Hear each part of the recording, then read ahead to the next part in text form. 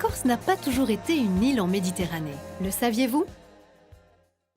Bien sûr, il y a longtemps, si longtemps, tant de millénaires, que dis-je millénaires, tant de millions d'années, que presque tout le monde a oublié ce temps où Corse, Sardaigne, Sicile, botte italienne faisaient partie intégrante de l'actuelle Provence et Côte d'Azur.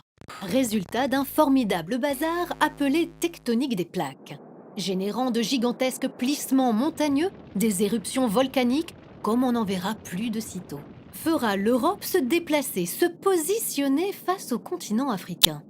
Parce qu'avant, c'était différent. Au Miocène, période infernale, bénie ou maudite, comme on voudra, l'ouverture de la dorsale méditerranéenne conduira Corse et Sardaigne à se séparer de l'actuelle Provence par un vaste mouvement rotatoire de 30 degrés impliquant tout l'ensemble, disons entre moins 21 et moins 15 millions d'années. Qui est curieux constatera, né sur la carte, le pourtour de ces îles s'emboîter dans la découpe des côtes provençales. Imaginez la zone occidentale, Porto-Ajaccio, avec des roches semblables à celles retrouvées dans le massif des Maures et le golfe de Saint-Tropez. Accepteriez-vous de croire le Cortenay partager des roches avec la région de Briançon? Ou encore Bonifacio et ses grès de calcaire correspondre aux roches des Alpilles et aux falaises calcaires de Cassis et de La Ciotat? La région de Porto Vecchio partageait des roches avec les Stérelles et celle du Monte Cinto se retrouvait sur Saint-Raphaël et les plages d'Agui. Et enfin, expliquer la présence d'amiante dans le Cap par le voisinage de Gênes et de Menton? Difficile à croire vu la distance. Alors, nous sommes allés vérifier pour vous. Et on a ramassé 2 pierres de porphyre.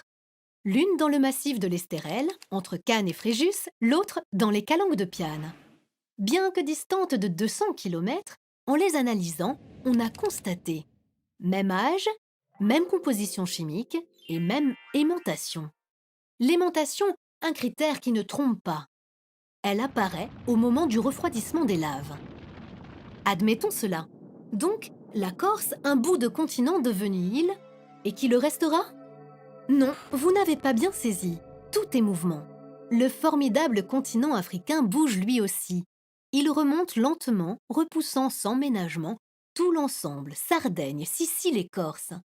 Fatalement, viendra le jour où ces îles magnifiques retourneront se fondre dans le continent. Autrement dit, nos lointains descendants emprunteront le GR20 pour se rendre de Bonifacio à Marseille.